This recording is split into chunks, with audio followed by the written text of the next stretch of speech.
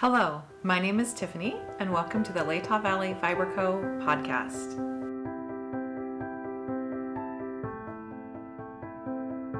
I thought I would start off with a little admin details.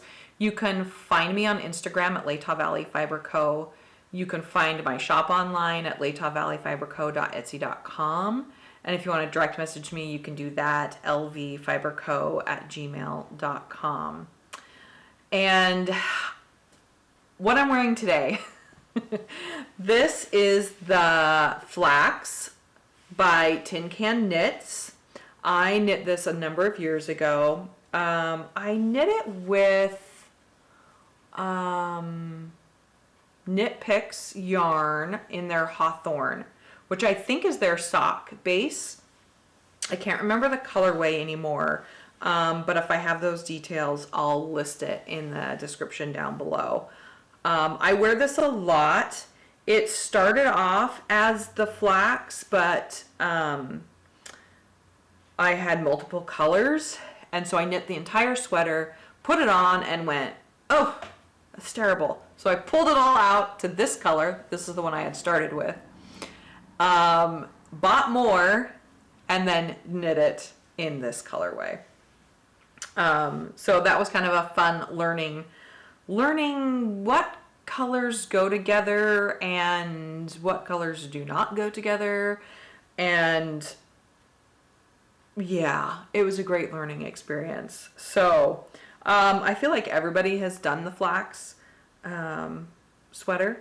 So, anyway, it's a good one if you like just a little bit of detailing, down the sleeve and whatnot. So I have a few projects that I'm currently working on that I'd like to show you, as well as some yarn and fiber that I've dyed over this last week, and some upcoming projects that I need to prep for, and prepping in the sense of spinning the fiber for a sweater. So I have that also to show you, which I'm excited about. I love spinning.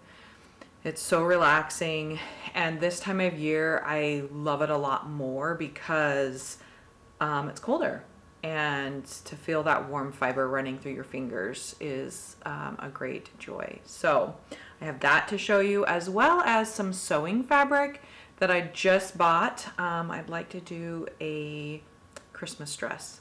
So one of the fabrics is Christmassy, the other one's more fall, but I liked the pattern very much. So let's go ahead and talk about some finished things that I dyed this week. So as you all know, I'm stepping into a little bit of acid dyeing, mainly because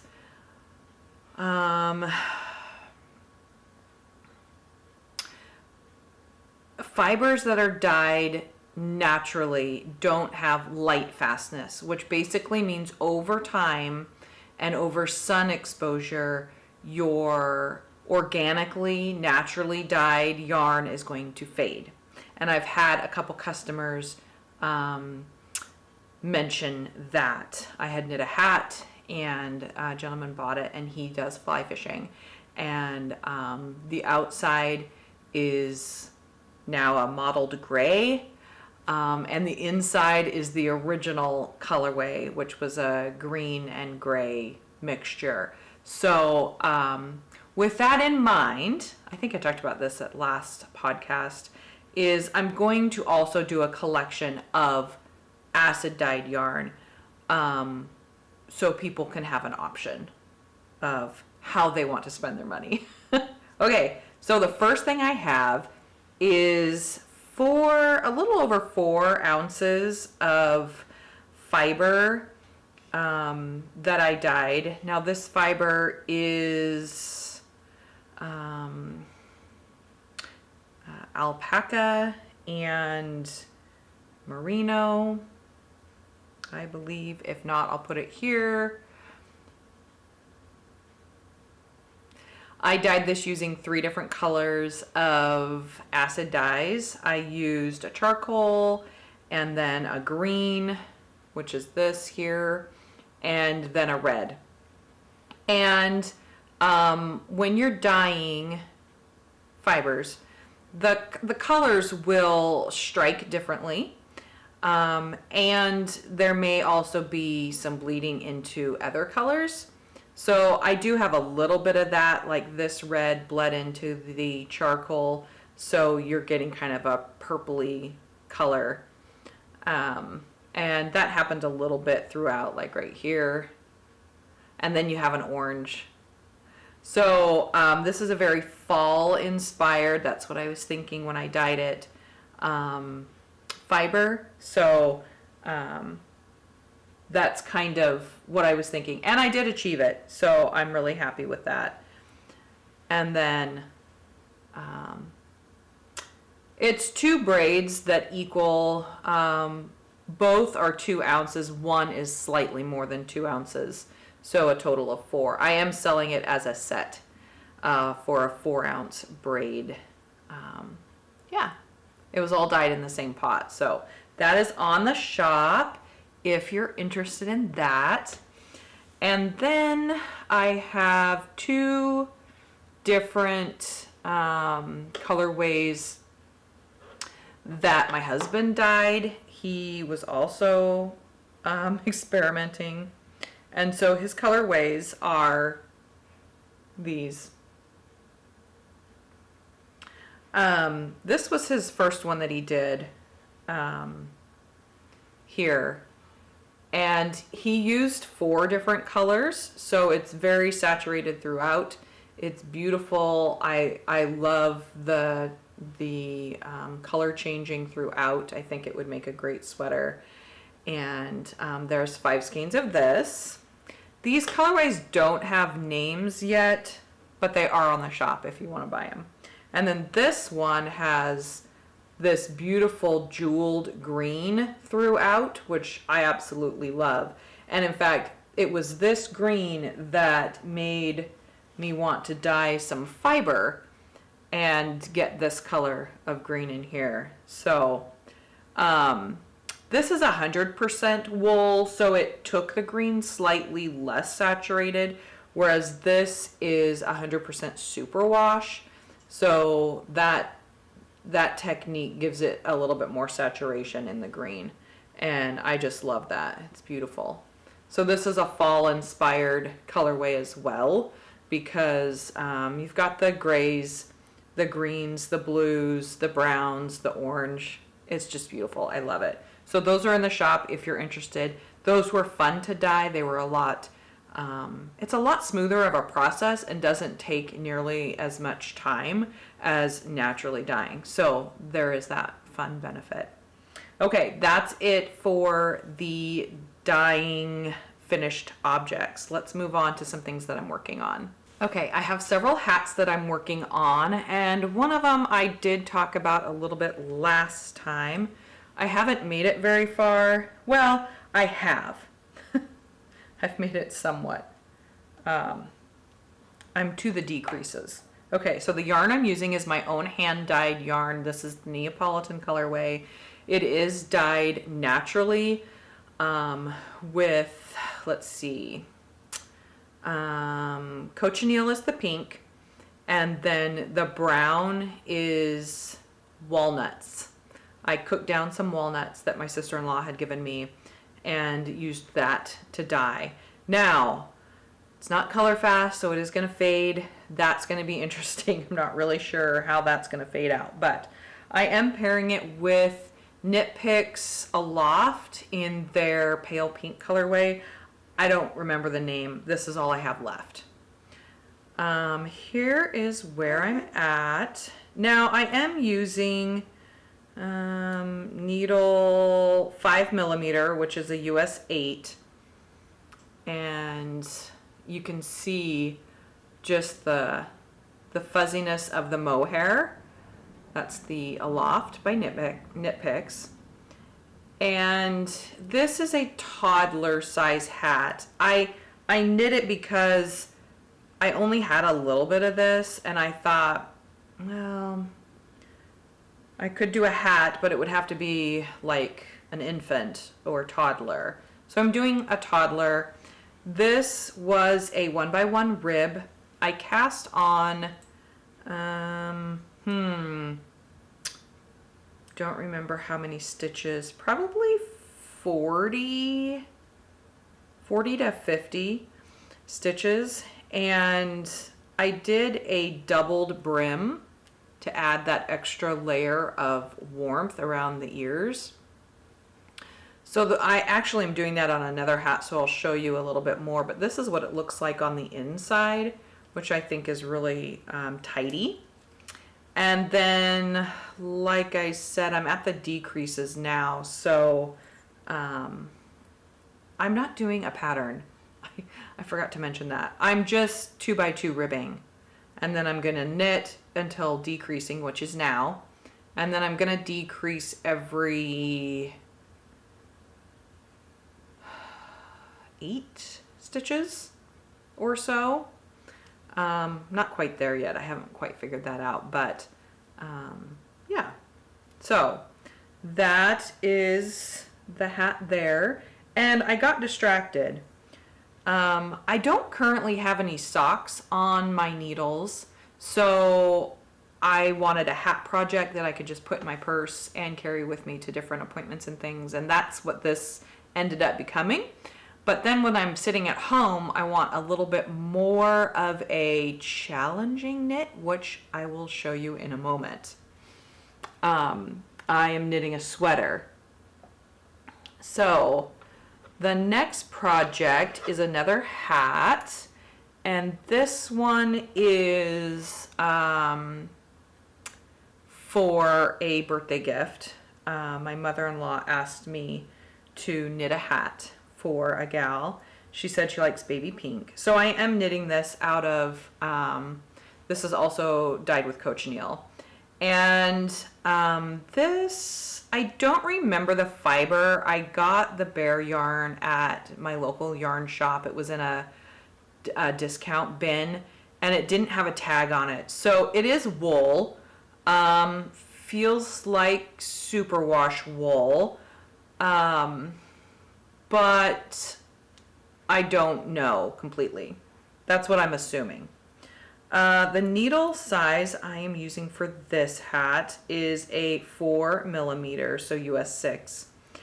And I'm doing the same thing. I'm making a double brim. So I knit for, I don't know, 3 inches, and then I'm folding it over. And you pick up as you're going.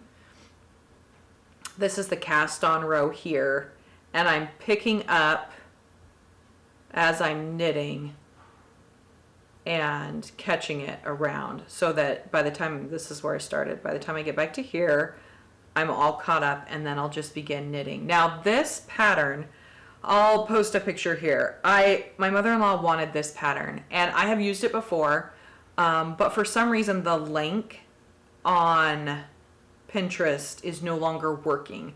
So I'm going to have to figure something else out. It's basically a seed stitch hat, which I could figure out on my own, I'm sure. But this is the pattern that I would like to do, but I'm not sure where to find it anymore. So anyhow, that is this hat, and she needs it by December, the first week or so in December. So I have about 10 days. So that, the other hat that I showed you, I'm going to put on hold and work on this one. And this one I can travel with as well. So when I'm, you know, at appointments and things like that, I can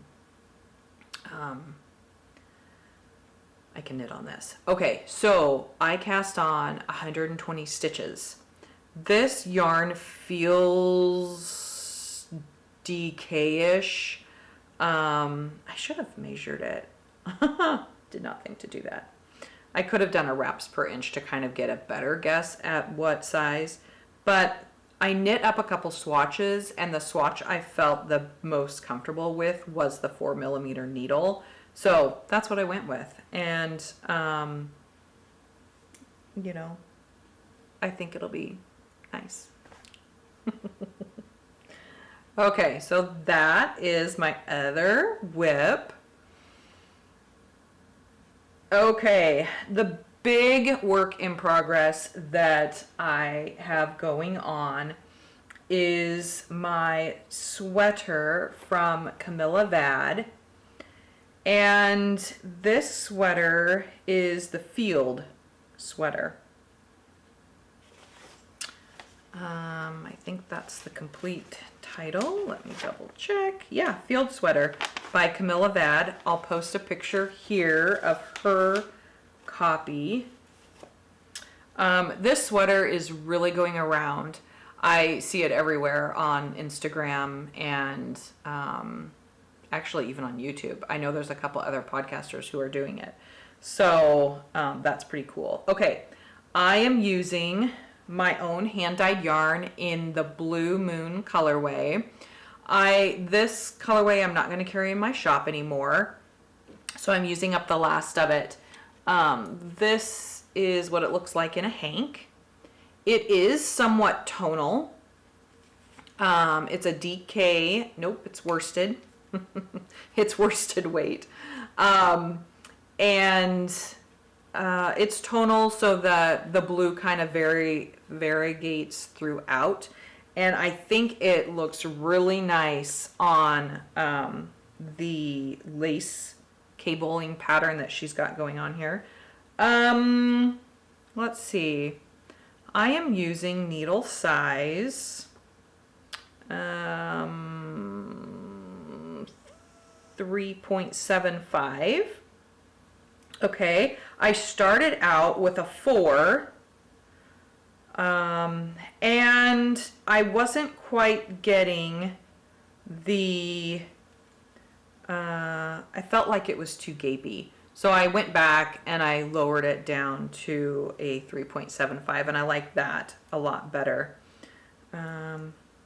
It is a little bunched, but this is what I have so far.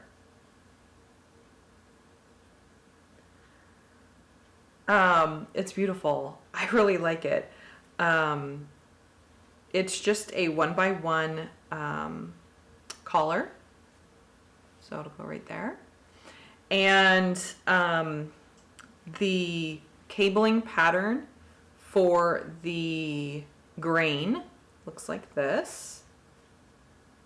It's beautiful. I know it will open up a lot with blocking. It's really bunched up on, oh, maybe I could do it without drop. Nope. It's really bunched up on this cord, and I've already increased this cord once. So let me see if I can do it here without dropping stitches. There we go. So it'll open up something like this, which I think is just beautiful. And the variegation of the yarn really makes this patterning pop. I think it's just gorgeous. It's some of the grains are like super saturated blue, and then some of the knit stitches in between the grains are kind of muted. So it just is beautiful. I really like it a lot. So I am still in the grain section, so I'm doing a lot of increasing and that kind of thing. I just started. There's a small grain and then there's a larger grain section, and I just started the larger grain section. So that's kind of fun. Now, the grain pattern is beautiful. It is really hard on my hands. Basically what you're doing is you're doing a lot of looping and catching to make the grain stitch.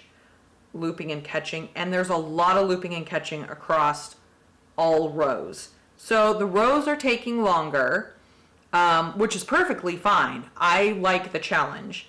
It's after a couple sections or a couple on the same round, the stitch pattern increases, like it starts with 6 stitches all the way around. It's just repetitive, so it's pretty easy to memorize, and then you increase to 8 and 9 and 10 stitch repeats. So after a bit you memorize. So that's kind of fun. But the fact that there's so many on a given round means the round takes longer and my hands get sore. So sometimes I can only do 2 rounds and then I have to take a break because my hands hurt. So yeah, but I love it. It's a great pattern. I'm gonna love the sweater after it's finished. So this definitely has, it's more greenish blue, and then green up here. So I might, it's naturally separating. I might just spin end to end, and then end to end, yeah, and then ply it together in a 2-ply. So I will probably divide that out. In fact, I'm going to take you along with me today and just get the process started. Actually, no, I'm not going to take you along today. I'm starting this December 1st with Vlogmas. So check back then to see the progress on this.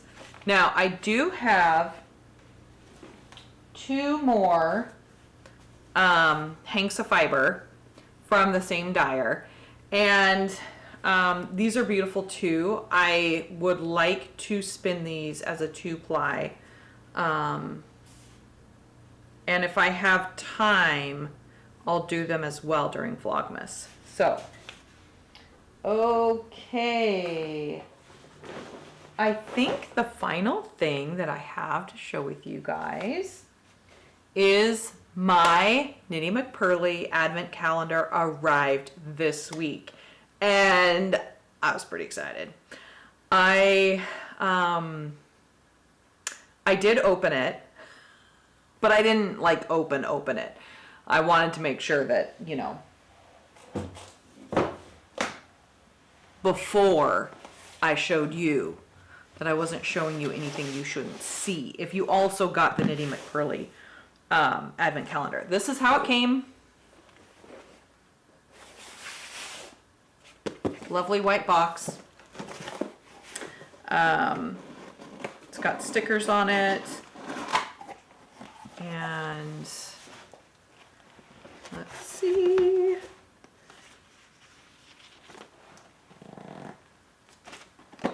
Oh, it was a little, you know, shipping. Yeah, shipping. It's a challenge. But it was a little, oh. It was a little messy, but here it is. So it came with a card and a QR code for the Advent. These are mini skeins, obviously, and they're in DK weight. I think she had the option for fingering or DK, and I like DK weight yarn. I use that a lot. So that's what I got.